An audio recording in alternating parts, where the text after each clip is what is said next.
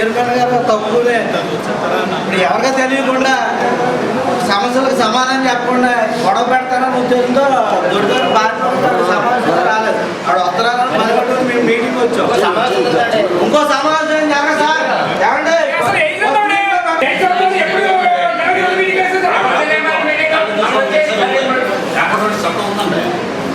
Commissioner గారు నేను subject విషయం గురించి కొంతమంది సభ్యులు మీటింగ్ ఏమని చెప్పి ఇమీడియట్ గా సమావేశం అంటారు.